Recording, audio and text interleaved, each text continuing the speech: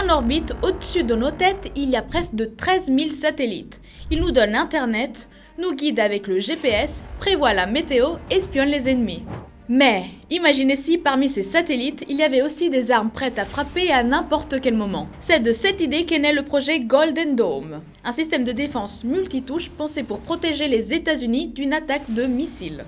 L'idée est celle d'une architecture unique, divisée en niveaux qui met tout en réseau. Radars, satellites, navires et bases terrestres, en les faisant fonctionner comme un seul système. Au niveau le plus terrestre, le Golden Dome s'appuierait sur des bases continentales et des unités navales équipées de batteries d'intercepteurs à longue portée.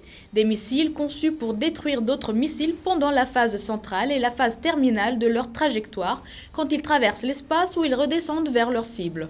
Le système nerveux serait composé d'un réseau de radars terrestres à longue portée et de capteurs distribués reliés à des constellations de satellites en orbite basse. Ces capteurs doivent scruter le ciel en permanence, détecter un lancement en quelques secondes et calculer la trajectoire assez tôt pour décider quoi faire. Au centre de tout, il y aurait le cerveau, un réseau de centres de commandement soutenus par l'intelligence artificielle et des modèles prédictifs, dont les algorithmes réagissent presque instantanément en prenant des décisions, tandis que les humains gardent un rôle de supervision et d'autorisation des choix stratégiques. Pour neutraliser les menaces, le Golden Dome utiliserait des intercepteurs de nouvelle génération, capables d'engager des missiles balistiques et hypersoniques à plusieurs moments du vol. Juste après le lancement, pendant la phase intermédiaire et enfin lors de la descente terminale. Dans les versions les plus ambitieuses, on parle aussi d'armes à énergie dirigée, par exemple des lasers de forte puissance ou des systèmes à micro-ondes de haute intensité, pensés pour désactiver la cible sans avoir besoin de la frapper avec un missile.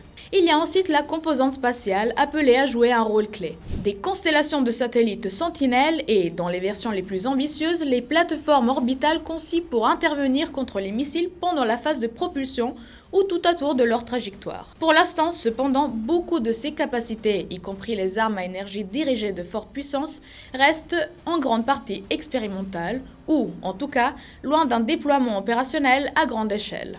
Et c'est là que commencent les défis. Le premier est de faire travailler ensemble le système qui existe déjà sans créer les goulets d'étranglement ni de trous dans la couverture. C'est un problème d'ingénierie et d'organisation énorme, pas d'un simple update logiciel. Il y a ensuite la question des dimensions et des coûts. Les estimations vont d'environ 175 milliards de dollars, chiffre avancé par la Maison-Blanche, jusqu'à environ 3600 milliards de dollars selon certaines analyses indépendantes.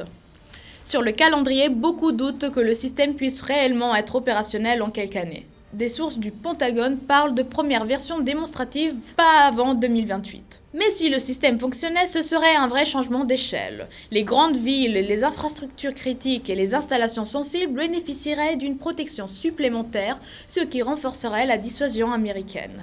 Le prix à payer en revanche pourrait être une nouvelle course aux armements. La Russie, la Chine et d'autres adversaires chercheraient à développer des systèmes capables de percer la coupole.